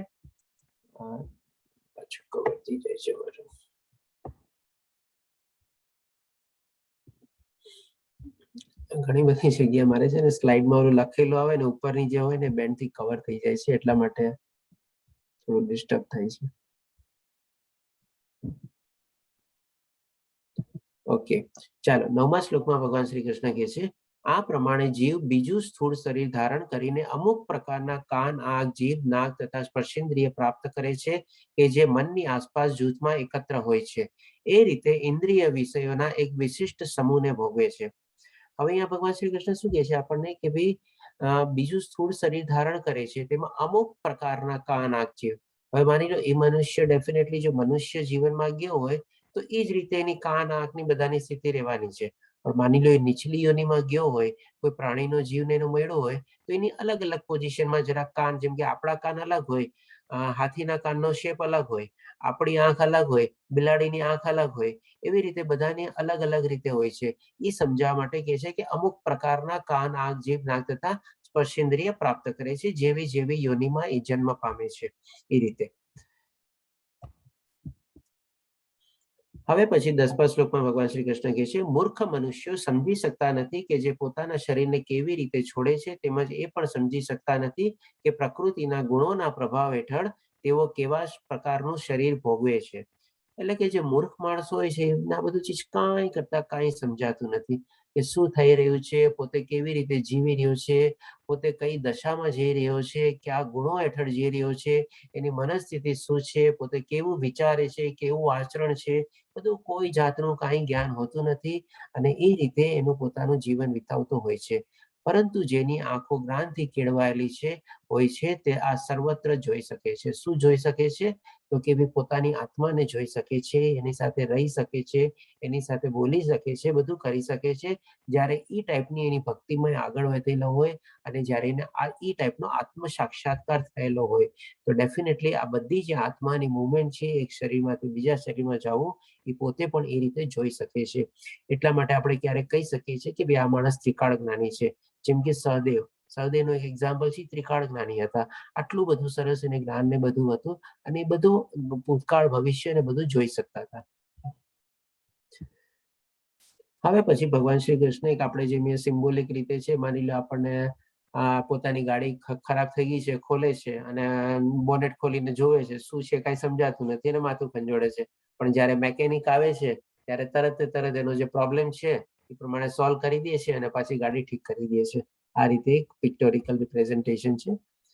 હવે આપણે 11મા શ્લોકમાં જોઈએ, એ જ આવી ગયું આત્મ સાક્ષાત્કાર. એટલે કે હવે જેને આત્મ સાક્ષાત્કાર એવો થઈ ગયો છે અને એ રીતે એ બધી ચીજ બધી જોઈ શકે છે, પોતે માણી શકે છે, પોતે અનુભવી શકે છે આત્માનો પોતાની અંદરમાં. તો કે ભાઈ એને ભગવાન શ્રી કૃષ્ણ વર્ણવે છે આત્મ સાક્ષાત્કારમાં સ્થિર થયેલા પ્રયત્નશીલ આત્મવાદીઓ આ બધું સ્પષ્ટ રીતે જોઈ શકે છે, પરંતુ જેમના મન વિકસિત થયેલા નથી અને જેઓ આત્મ સાક્ષાત્કારમાં સ્થિર થયેલા નથી તેઓ પ્રયત્ન કરવા છતાં બી જોઈ શકતા નથી કે શું થઈ રહ્યું છે. કેટલું સરળ, એકદમ સીધી સાદી ભાષામાં એકદમ સ્પષ્ટ રીતે જણાવી દીધું છે ભગવાન શ્રી કૃષ્ણ કે ભાઈ એક આત્મા બીજા શરીરમાં જ્યારે પ્રવેશે ત્યારે કેવી રીતે પ્રવેશે, આખી એની જે માઇગ્રેશન પ્રોસેસ છે એ ભગવાન શ્રી કૃષ્ણે સમજાવી દીધી. જેમ આપણે એક કન્ટ્રીમાંથી બીજી કન્ટ્રીમાં માઇગ્રેટ થઈએ તો આખી માઇગ્રેશન પ્રોસેસ આપણે ઇમિગ્રેશનમાંથી બધામાંથી આપણે પાસ થવું પડે એરપોર્ટમાં અને બધા ઉપર. આ રીતે ભગવાન શ્રી કૃષ્ણ આખી ઇમિગ્રેશન પ્રોસેસ સમજાવી દે છે આત્માની. પણ આ કોને જાણ થાય છે? તો કે જે આત્મા સાક્ષાત્કારમાં સ્થિર હોય છે એ. અને જે આત્મા સાક્ષાત્કારમાં સ્થિર નથી હોતો એ ગમે તેટલા પ્રયત્ન કરે તો પણ એને કઈ ખબર પડતી જ નથી. કારણ કે ઓલમોસ્ટ અજ્ઞાની જેવો જ છે. હજી સુધી એને આત્મ સાક્ષાત્કાર થયો નથી અને પૂર્ણ જ્ઞાન અથવા તો પૂર્ણ રીતે ભગવાનની ભક્તિમાં અને સેવામાં એ પૂર્ણ રીતે પ્રવૃત્ત થયો નથી. અથવા તો જે ઓલી આપણને ક્રાઇટેરિયા બતાવ્યા કે પૂર્ણ રીતે મોહ રહિત નથી થયો, પૂર્ણ રીતે બધા એના રાગ દ્વેષને બધા સંપૂર્ણ નાશ નથી પામ્યા. જો આ બધું નાશ પામે ત્યારે જ સેવા અને ભક્તિ બધું કરી શકે અને એટલી ઉચ્ચતમ સેવા અને ભક્તિ થાય ત્યારે જ જઈને એને આત્મ સાક્ષાત્કારના લેવલ સુધી એ પહોંચી શકે. હવે ભગવાન શ્રી કૃષ્ણ 13મા શ્લોકમાં કહે છે, હું દરેક ગ્રહોમાં પ્રવેશ કરું છું અને મારી શક્તિ દ્વારા તેઓ ભ્રમણ કક્ષામાં રહે છે. હવે આનો મતલબ શું કે ભગવાન શ્રી કૃષ્ણ આપણે જેમ ચોથા અધ્યાયમાં મેં કીધું તને હું યુગે યુગે આવું છું, અને જેમ આના પછીના આગલા 1-2 અધ્યાયમાં બી જોયું કે મારા અંદરમાં જેમ વિશ્વરૂપ દર્શનમાં ભગવાન શ્રી કૃષ્ણ કહે છે કે આમાં વિરક્ત થયેલા એક જ જગ્યાએ તને અલગ અલગ બધા ગ્રહો દેખાશે. તો દેટ મીન્સ આપણે ત્યારે બી જોયું હતું કે ભાઈ અલગ અલગ ગ્રહો જે છે, અલગ અલગ સૂર્યમાળા છે, અલગ અલગ આ જે આપણી બ્રહ્માંડ જે છે એમાં બધા અલગ અલગ ગ્રહો અલગ અલગ સ્થિતિમાં ભગવાન શ્રી કૃષ્ણના વિશ્વરૂપ દર્શનમાં અર્જુન જોવે છે. એવી રીતે ભગવાન શ્રી કૃષ્ણ હવે કહે છે કે હું દરેક ગ્રહમાં પ્રવેશ કરું છું. એટલે આપણે તો અત્યારે ખાલી એક જ ગ્રહને ઓળખીએ છીએ, બાકી બધા ગ્રહોને તો આપણે ઓળખતા નથી. એમ ભગવાન શ્રી કૃષ્ણ કેવા પ્રમાણે ડેફિનેટલી બધા ગ્રહો હશે અને એમાં બી જીવો બી હશે અને ભગવાન શ્રી કૃષ્ણ એમાં બી પ્રવેશતા હશે. અને મારી શક્તિ દ્વારા તેઓ ભ્રમણ કક્ષામાં રહે છે. ભ્રમણ કક્ષામાં એટલે કે આપણે જાણીએ છીએ કે આપણી પૃથ્વી સૂરજની આજુબાજુ ફરે છે અને સૂરજ આપણે પૃથ્વીની પણ 2 ટાઈપની મુવમેન્ટ છે. એક રોટેશન મુવમેન્ટ એટલે કે એની ધરી ઉપર જ ગોળ ગોળ ગોળ ગોળ ફરે રાખે છે, અને એક રિવોલ્યુશન મુવમેન્ટ એટલે કે ગોળ ગોળ ગોળ ગોળ સૂર્યની આજુબાજુ બી આમ ફરે છે. એટલે કે રોટેશન અને રિવોલ્યુશન બંને મુવમેન્ટ છે. અને ભગવાન શ્રી કૃષ્ણ કહે છે મારી શક્તિ દ્વારા જ તેઓ ભ્રમણ કક્ષામાં છે. એટલે કે અહીંયા એક આપણે જોઈ શકીએ છીએ કે ન્યૂટને જે લો ઓફ ગ્રેવિટેશન ગોઈતો, આપણે કહીએ છીએ કે ગોઈતો, એકચ્યુઅલી ગોઈતો નથી. ઓલરેડી ગ્રેવિટેશન તો હતું જ બ્રહ્માંડમાં. આના પ્રમાણે ભગવાન શ્રી કૃષ્ણ પોતે જ કહે છે કે બધું ભ્રમણ કક્ષામાં બી મારી શક્તિ દ્વારા જ છે. એને તો ખાલી એને આપણે કહે ને કે નામ આપ્યું લો ઓફ ગ્રેવિટેશન ને, અને લો ઓફ ગ્રેવિટેશન નો આવિષ્કાર કર્યો એ રીતે. અથવા તો ઓલરેડી લો ઓફ ગ્રેવિટેશન હતો અને એ એક નિમિત્ત બન્યો. પછી ભગવાન શ્રી કૃષ્ણ કહે છે હું ચંદ્ર થઈને હું સઘળી વનસ્પતિઓને જીવન રસ પ્રદાન કરું છું. હવે આ ચીજ આપણે થોડીક સમજી લઈએ કે ભાઈ વનસ્પતિઓને જીવન રસ એટલે કે આપણા જે સર્વાઈવલ માટે છે ને આપણે ખાવું પીવું તો જોઈએ જ. વગર ખાઈએ આપણે આપણા શરીરને ચલાવી ન શકીએ, અને જો શરીર ન ચાલી શકે તો ડેફિનેટલી આપણે આત્માને બી આપણે તૃપ્ત કેવી રીતે કરી શકીએ? કારણ કે ભક્તિ કરવા માટે બી, ધ્યાન ધરવા માટે બી શરીર તો જોશે જ ને. તો હવે ભગવાન શ્રી કૃષ્ણ કહે છે કે જીવન રસ પ્રદાન કરું છું. એટલે કે જે વનસ્પતિઓનો જે જીવન રસ પ્રદાન છે એ કેવી રીતે? તો કે ચંદ્ર થઈને. હવે આપણે આ ચીજ આખી સમજી લઈએ કે ભાઈ આપણે આકાશમાં સૂર્ય છે, ચંદ્ર છે. હવે ચંદ્રની એક મુવમેન્ટ કે કઈ છે જેના પ્રમાણે આપણે સાગરમાં અલગ અલગ મોજા ને બધું આવે છે, જેને આપણે કહે ને કે લ્યુનાર મુવમેન્ટ કે ટાઇડલ મુવમેન્ટ કે એવું બધું હોય છે. કે ભાઈ જયારે પૂરો ચંદ્રમાં હોય ત્યારે બહુ ભરતી હોય અને અડધો ચંદ્રમાં હોય ત્યારે ઓછું હોય સાગરમાં. એ રીતે જે ચંદ્રના ગુરુત્વાકર્ષણથી પણ સાગરની જે લહેરની જે છે મુવમેન્ટ એ કંટ્રોલ થાય છે, અને એ સાયન્સે પણ પ્રૂફ કરી દીધું છે. તો હવે આ રીતે થાય છે, અને એ રીતે આપણે આકાશમાં સૂર્ય બી છે. હવે એ મુવમેન્ટના કારણે આખી જે આપણી જે ભ્રમણ કક્ષામાં જે આપણી પૃથ્વી ચાલે છે, ગોળ ગોળ ફરે છે, એના દ્વારા જ આપણે દિવસ અને રાત્રિ બી થાય છે. અને દિવસ રાત્રિની સાથે સાથે આપણે ઠંડી ગરમી બી થાય છે, ઋતુઓ બી ચેન્જ થાય છે. અને દિવસ રાત્રિ અને ઠંડી ગરમીના બધાના પ્રભાવ હેઠળ આકાશમાં વાદળનું ફોર્મેશન થાય છે. એ ફોર્મેશન બી શું છે? સાગરના જે આપણે સૂર્યના કિરણો ને બધું પડે છે સાગરના ઉપર, એનું બાષ્પીભવન થઈને ઇવાપોરેશન થઈને વાદળા બને છે, અને વાદળા થઈને પછી આપણને ફરીથી વરસાદ રૂપે આવે છે. તો આખી જે ભગવાન શ્રી કૃષ્ણ એક શ્લોકમાં જે આપણે કહે ને ઇકોસિસ્ટમ આપણને સમજાવી છે કે આ કેવી રીતે ભ્રમણ કક્ષામાં છે અને કેવી રીતે વરસાદ થાય છે, કેવી રીતે સૂર્ય ઉગે છે, કેવી રીતે ઠંડી ગરમી થાય છે અને કેવી રીતે વાદળાનું ફોર્મેશન થાય છે, કેવી રીતે વરસાદ થાય છે, કેવી રીતે વરસાદ થયા પછી વનસ્પતિ ઉગે છે અને કેવી રીતે વનસ્પતિ આપણે એને ગ્રહણ કરીએ છીએ અને આપણે શરીરનું આગળ ચલાવીએ છીએ. એક જ શ્લોકમાં આટલી બધી ચીજ ભગવાન શ્રી કૃષ્ણે આપણને આમાં સમજાવેલી છે. કેટલું ગુહ્ય નોલેજ છે આમાં, કેટલું સિક્રેટ ચીજ આપણને આમાં સમજવામાં આવે છે. તો આ રીતે ભગવાન શ્રી કૃષ્ણ આપણને 13મા શ્લોકમાં આપણને પોતાની શક્તિ દ્વારા સમજાવે છે કે કેવી રીતે આ બધું જીવન રસ વનસ્પતિઓને પ્રદાન થાય છે અને બધું થાય છે. હવે પછી ભગવાન શ્રી કૃષ્ણ આપણે બધું ખાઈ પી તો લીધું, હવે એને પચાવીએ કેવી રીતે? 14મા શ્લોકમાં એ બી આપણને સમજાવે છે. હું જીવ માત્રમાં શરીરમાં જઠરાગ્નિ વૈશ્વનાર છું અને હું શ્વાસ પ્રશ્વાસમાં રહીને 4 પ્રકારના અન્નનું પાચન કરું છું.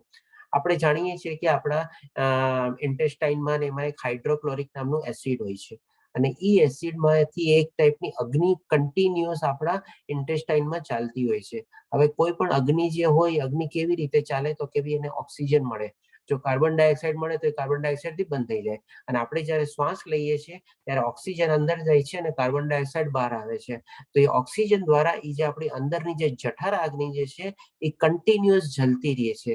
અહીંયા એ રીતે આપણે એક ફોટો બી આપેલા છે અને એ જે અગ્નિ પ્રજ્વલિત રહે છે, કન્ટિન્યુઅસ જલતી રહે છે હાઇડ્રોક્લોરિક એસિડના રૂપના દ્વારા, એટલે કે અંદર ટાઈપની જલન હોય છે. એ જલન આપણે શું છે, જે કાંઈ પણ આપણે ખાઈએ છીએ એને પચાવવાની પાચન ક્રિયાને એ નિયંત્રણ કરે છે અને એના દ્વારા બધી આપણી પાચન ક્રિયા ચાલે છે. અને એ પાચન ક્રિયા બી આપણે કેવી રીતે 4 દ્વારા આપણે ફૂડ ખાઈ શકીએ છીએ.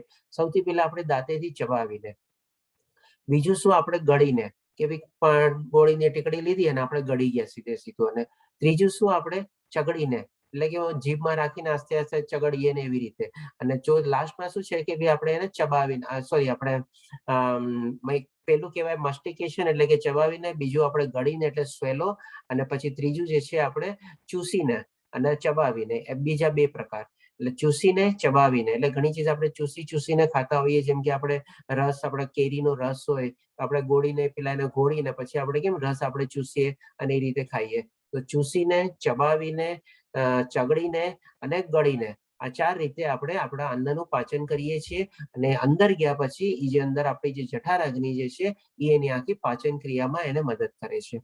આ રીતે ભગવાન શ્રી કૃષ્ણ આખી આપણી જે અંદરની જે ડાયજેશન સિસ્ટમ છે ને એ આ 14મા શ્લોકમાં આપણને સમજાવે છે. મેં તમને કીધું હતું કે આ બધા અધ્યાય એકદમ પ્રેક્ટિકલ આપણા લેબોરેટરીમાં જઈએ ને એ રીતે રિલેટેડ છે. તો આ બધી ચીજ આપણે કમ્પેર કરી શકીએ છીએ આપણા શરીર, આપણા મન, આપણા વિચાર શક્તિ ને બધાની સાથે. હવે 15મા શ્લોકમાં ભગવાન શ્રી કૃષ્ણ કહે છે, હું દરેક જીવનના હૃદયમાં રહેલો છું અને મારાથી જે સ્મૃતિ, જ્ઞાન અને વિસ્મૃતિ આવે છે.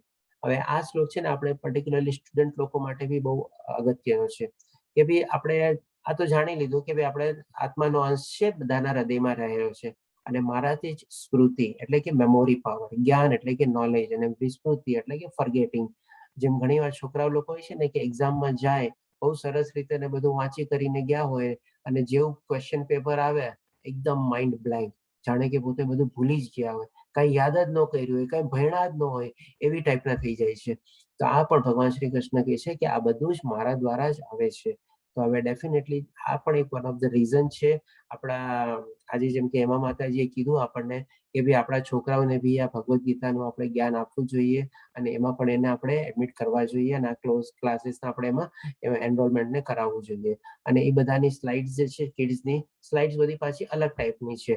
શ્લોક ને બધું ભાવાર્થ ને બધું ઈ જ છે, પણ થોડા ઘણા પિક્ચર્સ શું છે છોકરાઓને સમજાય ને, અથવા થોડી ઘણી સ્ટોરીઝ ને બધું એ પ્રમાણે છે અને થોડુંક એનિમેશન ટાઈપનું બનાવેલું છે. કારણ કે મેં સ્ટાર્ટિંગમાં 2 કિડ્સના ગ્રુપ લીધેલા હતા ઇંગ્લિશમાં, એટલે મને ખબર છે અને એ બધું પ્રેઝન્ટેશન હજી બી છે.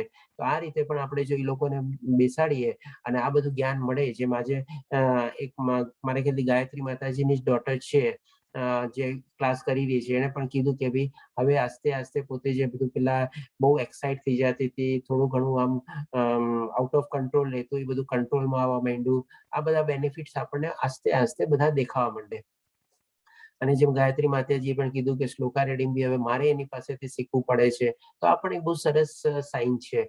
તો ડેફિનેટલી આપણે પણ જેટલા એમાં પ્રવૃત્ત થઈ શકીએ, આપણા છોકરાઓ કે આપણા પૌત્ર પૌત્રી જે કાંઈ પણ હોય એ બધાને બી આપણે પ્રોત્સાહિત કરવા જોઈએ કે આમાં જોડાય, અને સાથે સાથે એ લોકોના મિત્રો બી હોય એ લોકોને કહેવું જોઈએ કે આમાં જોડાય તો બધાને લાભ લઈ શકીએ આપણે. અને કારણ કે શું છે, ઘણી વાર આપણે છોકરાઓને આ બધું જ્ઞાન આપણે આખો દી કહે ને ભણ ભણ ભણ, એમ નથી હોતું. ગમે તેટલું ભણે ને પણ આ બધું જ્ઞાન જો ન લીધેલું હોય ને તો એ બધું જ્ઞાન બી નકામું છે. આપણે એક આગલા શ્લોકમાં જોઈ ગયા જે 20 ચીજ ભગવાને બતાવી, એ 20 ચીજ જ્યાં સુધી ન હોય ને, અને ભગવાન શ્રી કૃષ્ણ કહેવા પ્રમાણે એ જ જ્ઞાન છે, બાકી બધું અજ્ઞાન છે. તો ડેફિનેટલી આ બધી ચીજ આપણે છોકરાઓમાં જયારે આપણે સંસ્કાર રૂપી અને એના આદર્શ રૂપી આપણે જયારે એમાં આપણે ઇમ્પ્લાન્ટ કરી દઈએ, એમાં રોપી દઈએ, તો આપણને પણ ઘણો બધો ફાયદો થાય અને એની પણ લાઈફ બધી સરસ રીતે જાય. તો આવા બધા જે ઘણી વાર પ્રોબ્લેમ હોય છે ને કે મને યાદ નથી રહેતું, હું ભૂલી જાઉં છું, એ બધું આપણે મનસ્થિતિ છે. આપણું મન બધું બહુ વિચલિત છે, આઉટ ઓફ કંટ્રોલ છે, બાકી બધા ઓલામાં બહુ આકર્ષાયેલું છે, એટલા માટે જ આવી બધી સ્થિતિઓ થાય છે. તો જયારે આપણે ભગવાનની સ્તુતિ કરીએ, થોડું ઘણું એમાં ટાઈમ આપીએ, અને આજે એક માણસ, એક દાખલો આપું, એક છોકરો માની લો દિવસમાં 12 કલાક ભણે છે અને 12 મિનિટ બી ભગવાનનું નામ નથી લેતો, તો એની સ્થિતિ હોઈ શકે ઘણી વાર કે એક્ઝામમાં જાય અને ટોટલી બધું ભૂલી જાય, જે આ પ્રમાણે થાય. પણ એક છોકરો માની લો કે ભાઈ 6 કલાક ભણે છે અને 1 કલાક મેડિટેશન, ભગવાનનું નામ લેવામાં, મંદિરે જાય છે, પૂજા અર્ચના કરે છે, 1 કે 2 માળા કરે છે, જેમ કે કોઈ 4 માળા કરતું હોય તો 1 કલાક એમાં ટાઈમ સ્પેન્ડ કરતો હોય ને, એ ઓલા 12 કલાક ભણવા કરતા વધારે આ 6 કલાક વાળો જે છે ને, એનો મેમોરી પાવર ને ડેવલપમેન્ટ ને બધું વધારે સારું રહેશે.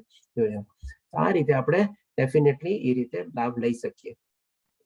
પછી ભગવાન શ્રી કૃષ્ણ કહે છે, સર્વ વેદો દ્વારા જાણવા યોગ્ય હું જ છું. એટલે બધા વેદોનો સાર શું છે? તો કે ભાઈ ભગવાન શ્રી કૃષ્ણની પ્રાપ્તિ, અને નિસંદેહ હું જ વેદોનો સંકલન કરતા છું. એટલે આ જે વેદોને બધા જે સંકલન કરતા, એટલે કે એને જે રચયિતા જે છે ભગવાન શ્રી કૃષ્ણ પોતે જ છે. વેદ વ્યાસ મુનિએ તો ખાલી લખ્યા છે, એ પણ ભગવાન શ્રી કૃષ્ણ એમને પ્રેરણા આપી, પોતે જસ્ટ એક ડિક્ટેશન આપ્યું અને વેદ વ્યાસ મુનિ લખતા ગયા. એવી રીતે બધા એ લોકોએ વેદો લખ્યા છે વ્યાસ મુનિએ, પણ એના સંકલન કરતા તો ભગવાન શ્રી કૃષ્ણ પોતે જ છે. અને ડેફિનેટલી જે સંકલન કરતા હોય એ જ સર્વ વેદોનો જ્ઞાતા પણ હોય, તો જેને સંકલન કર્યું હોય. એના વગર પોતે સંકલન કેવી રીતે કરે, પોતે ડિક્ટેશન કેવી રીતે આપે, અને પછી વ્યાસમુનિ કેવી રીતે લખે, વેરી વેલ અન્ડરસ્ટુડ. આ રીતે ભગવાન શ્રી કૃષ્ણ આપણને 15મા શ્લોકમાં સમજાવે છે કે આ બધી ચીજ મારા થકી જ આવે છે, એ સ્મૃતિ ને બધું. હવે 16મા અને 17મા શ્લોકમાં જોઈએ આપણે. આજે કદાચ હું 5 મિનિટ વધારે લઈશ, કારણ કે આપણે થોડુંક હેમા માતાજીને એમને ટાઈમ આપ્યો હતો, એટલે ટ્રાય કરું છું કમ્પ્લીટ કરવાની. પેલા આપણે 16મો શ્લોક. જીવના 2 પ્રકાર છે, ચ્યુત અને અચ્યુત. ભૌતિક જગતમાં પ્રત્યેક જીવ ચ્યુત પતનશીલ છે, એટલે કે આપણું જે શરીર જે છે બધું નાશવંત છે, અને પરિવર્તનશીલ બી છે, પતનશીલ બી છે, બંને છે. અને આધ્યાત્મિક જગતમાં પ્રત્યેક જીવ અચ્યુત છે, એટલે કે જે એકવાર આપણે આધ્યાત્મિક દુનિયા વયા ગયા, પહોંચી ગયા, તો આપણે ત્યાં હંમેશા પરમાનન્ટ રહેવાના છીએ, અને આપણને બહુ જ સરસ આનંદ ને સુખ ને બધું મળવાનું છે. આ રીતે પછી 17મા શ્લોકમાં કહે છે, આ બંને ઉપરાંત, એટલે કે ચ્યુત અને અચ્યુત ઉપરાંત એક પરમ પુરુષોત્તમ, પરમ પુરુષ પરમાત્મા છે, જેઓ સાક્ષાત અવિનાશી ભગવાન છે, અને જેઓ ત્રણેય લોકમાં સર્વનું પાલન કરી રહ્યા છે. એટલે કે જે ભગવાન શ્રી કૃષ્ણ વર્ણવે છે, હવે આપણે આસ્તે આસ્તે જે અધ્યાયનું નામ છે પુરુષોત્તમ યોગ, એના તરફ જઈ રહ્યા છે. એટલે કે પુરુષોત્તમની ભગવાન શ્રી કૃષ્ણ ડેફિનેશન આપવા જઈ રહ્યા છે. હવે આપણે જોઈએ 18મા શ્લોકમાં ભગવાન શ્રી કૃષ્ણ પોતે શું કહે છે. હું ક્ષર તથા અક્ષર બેઉથી પર છું, અને હું સર્વોત્તમ છું. તે કારણે આ જગતમાં તથા વેદોમાં પરમ પુરુષ તરીકે પ્રખ્યાત છું.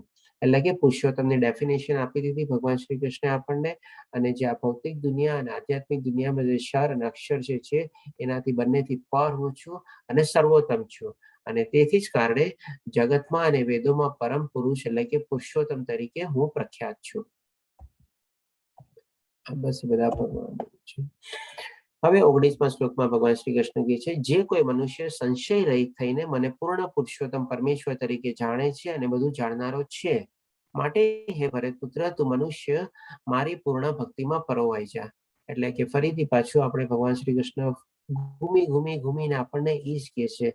હરેક જગ્યાએ આપણને આંગળી દોરીને આપણને પહેરવે કહે છે કે ભાઈ તું આ કર, ભાઈ તું આ કર, ભાઈ તું આ કર. એવી રીતે અહીંયા પણ કહે છે કે બધું મારી ભક્તિમાં પરોવાઈ જા. હવે આપણે લાસ્ટ શ્લોક છે, અંતિમ શ્લોક. હે નિષ્પાપ, આ વૈદિક શાસ્ત્રો સર્વાધિક ગુપ્ત ભાગ છે, એટલે કે આ બધા શાસ્ત્રોનો સૌથી મોસ્ટ સિક્રેટ પાર્ટ છે, અને મેં હવે તને પ્રગટ કર્યો છે. જે કોઈ મનુષ્ય આને સમજી જાય છે તે બુદ્ધિમાન થઈ જશે, અને તેના પ્રયાસો સંપૂર્ણ થઈ જશે. પ્રયાસો એટલે ક્યાં પ્રયાસો? ભગવાનને પ્રાપ્તિ માટે પોતાનું લક્ષ્ય જાણી લેશે, અને એ જ રીતે ભગવાનની પ્રાપ્તિ માટે ભક્તિ યોગ અથવા સેવા કરવામાં ભગવાનની લાગી જશે, અને ભગવાન પછી શું કહે છે કે સંપૂર્ણ થઈ જશે, અને એના પ્રયાસો જે છે, એના એફર્ટ જે છે, એની જે મહેનત છે, અને એને જે જ્ઞાન મેળવેલું છે, અને જે રીતે આગળ વધી રહ્યો છે, એમાં સંપૂર્ણ રીતે પ્રાપ્તિ થશે. કોની પ્રાપ્તિ થશે? તો કે ભગવાન શ્રી કૃષ્ણની પ્રાપ્તિ થશે, પરમાત્માની પ્રાપ્તિ થશે, વૈકુંઠ લોકની પ્રાપ્તિ થશે, અને ત્યાં જઈને એને હંમેશા સત્યચિત્ત આનંદ એટલે કે પરમ સુખ મળશે, પરમ આનંદ મળશે, અને સાચો પ્રેમ મળશે. તો અહીંયા આ રીતે આપણો 20 શ્લોક પૂરા થાય છે 15મા અધ્યાયના શ્રી પુરુષોત્તમ યોગના. આઈ થિંક ટાઈમમાં થઈ ગયું છે. યસ. તો હવે કોઈને પ્રશ્ન હોય તો લઈ શકીએ છીએ આપણે. હરે કૃષ્ણ, જય શ્રી કૃષ્ણ.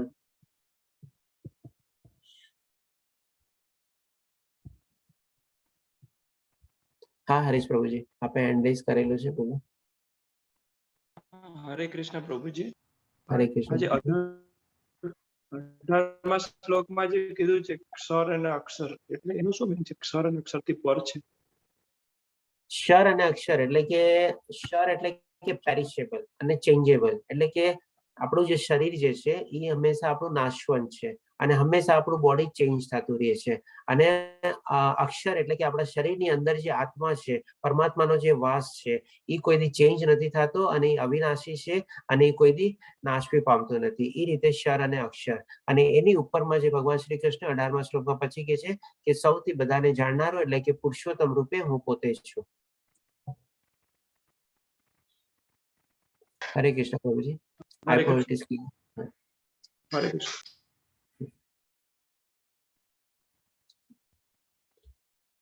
હરે કૃષ્ણ. બીજા કોઈ પ્રશ્ન?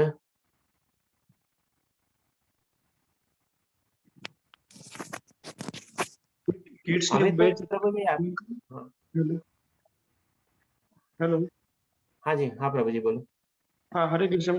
મારે પૂછ્યું કિડ્સ ની બેચ ક્યારથી શરૂ થવાની છે હજી પણ? આપણે 4 નવેમ્બર થી શરૂ થવાની છે, નવેમ્બરનો બેચ. અને એ કિડ્સમાં આપણે 6 વર્ષથી લઈને 13 વર્ષ સુધીનો એક ગ્રુપ છે, અને પછી જેમ કે કિડ્સ એટલે કે ટીનેજરમાં એન્ટર થઈ જાય એટલે કે 14 વર્ષથી ઉપરનાનો 25 વર્ષ સુધીનો એક બીજો એટલે કે યુથ ગ્રુપ છે, અને 25 વર્ષથી ઉપર આપણે આજે એડલ્ટ ગ્રુપમાં છીએ એ વાળું છે. 3 એવી રીતે છે. અને હરે બધા કૃષ્ણ. આપણે જે છે બધા આપણે શું કહેવાય, દરેક મહિનાના પહેલા સોમવારથી શરૂ થાય છે 18 દિવસનો કોર્સ. એટલે કે આપણે નવેમ્બર 4 તારીખે સોમવાર છે ત્યારથી શરૂ થાય છે. Okay, thank you. હરે કૃષ્ણ. હરે કૃષ્ણ. ગાયત્રી માતાજી, આપનો કોઈ પ્રશ્ન? ના પ્રભુજી, પ્રશ્ન નથી, પણ એક શેરિંગ કરવા માંગુ છું કે હા કિડ્સને માતાજી. પણ આપણે અત્યારથી શા માટે ગીતાજીમાં ને એમાં લઈ જવા જોઈએ? મને પણ 2-3 કિસ્સા આવા સાંભળવા મળ્યા હતા, એટલા પછી જ મેં આ ડિસિઝન લીધું હતું કે ઇન્દોર, મારા હસબન્ડ છે એમનો એક ફ્રેન્ડ છે જે ઇન્દોરમાં જોબ કરતો હતો, એનું 2 લાખ સેલેરી હતું. 2 લાખ સેલેરી પરથી એને બધું ઘર બધું વસાવી લીધું, પણ કોરોનાની અંદર સમહાવ એની જોબ જતી રહી. પછી એના પછી 6 મહિના તો ઘરે જ બેઠો, પણ એને પછી જોબ ઇન્ટરવ્યુ માટે જતો હતો, પણ એને જે લેવલ, એને જે પગાર જોઈતું તો એને સેલેરી નહોતી મળતી, તો એને એ મળ્યું નહીં, તો એના 9 મહિના પછી એને સુસાઇડ કરી લીધું. તો આ વસ્તુ જે છે એ સ્વીકાર, માણસ છે ને ક્યારેક હાર પણ આવે છે, ક્યારેક જીત પણ થાય છે. એ બધું જ આપણને આજે ગીતાની અંદર છે કે જ્યારે આપણો કોઈ સમય થોડો ખરાબ આવે છે ત્યારે આપણે કઈ રીતના એ સમયને હેન્ડલ કરી શકીએ, અને આ બધાથી સોસાયટી ને એવા નેગેટિવ વિચારોથી આપણે કઈ રીતના દૂર રહી શકીએ. એટલે આ એ છોકરાઓમાં આપણે અત્યારથી એ શીખવાડીએ છીએ, તો ક્યારેક એમના જીવનમાં પણ એવું કંઈક આવે છે તો એ સર્વાઈવ કરી શકે છે. કારણ કે આજકાલના છોકરાઓ આ કશું સર્વાઈવ નથી કરી શકતા. એ મેં જોયું છે. મીન્સ જે યંગ જનરેશન છે એમને તરત જ આમ ફેમસ થઈ જવું છે એમને, કારણ કે ફેમસ એક રાતોરાત નથી થવાતું. એ લોકોની મહેનત ઘણા વર્ષોની હોય છે ત્યારે થઈ શકે છે. એટલે એક વસ્તુ શેર કરવા માંગતી હતી, બીજું કંઈ. ધન્યવાદ માતાજી, તમારી વાત એકદમ સાચી છે. અને જેમ તમે કીધું ને, ફેમસ તો થવું જ છે એ લોકોને, સાથે સાથે એ લોકોની છે ને સહન શક્તિ છે ને એકદમ ખતમ જ થઈ ગઈ છે, નહીં બરોબર થઈ ગઈ છે.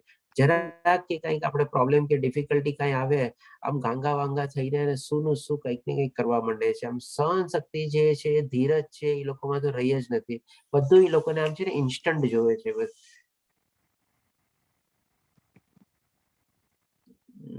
Yes, Amit Prabhuji, highly ambitious generation. I also very true. Hare Krishna. Amit પ્રભુજી, આપને એક વિનંતી બી હતી. આપણે એકવાર આપણે જ્યારે 108 માળાનો આપણે સુકામે કરીએ છીએ, મેં એક એક્સપ્લેનેશન આપ્યું હતું કંઈક 12 ગ્રહ અને નક્ષત્ર ને એ બધાનું. તો પ્લીઝ એ તમે મારી સાથે શેર કરી શકશો પછી હરે વોટ્સએપ કૃષ્ણ ગ્રુપમાં? પ્રભુજી, આપને ચેટ બોક્સમાં આપી દીધું મેં. હરે કૃષ્ણ. મને જરા હા. ચેટ બોક્સ પર જોયો મોબાઈલ નથી. નંબર શેર કરશો તો હું વોટ્સએપમાં આપી દઈશ. ઓકે, હું મોબાઈલ નંબર શેર કરી દઉં. ચાલો તમને. ઓકે. મેં લખી દીધો છે મોબાઈલ નંબર. આપને મળી ગયો છે? મળી ગયો? અચ્છા, ગ્રુપ. હરે કૃષ્ણ પ્રભુજી, મળી ગયું. હા, ઓકે. બીજા કોઈ પ્રશ્ન?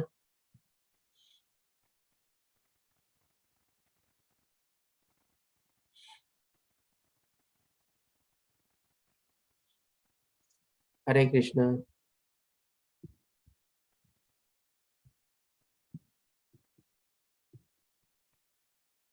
મહેશ પ્રભુજી, આપના કોઈ પ્રશ્ન? ના પ્રભુજી, ધન્યવાદ. આજે તો કોઈ પ્રશ્ન નથી. તો ચાલો આપણે વિરામ લઈએ આજે હવે.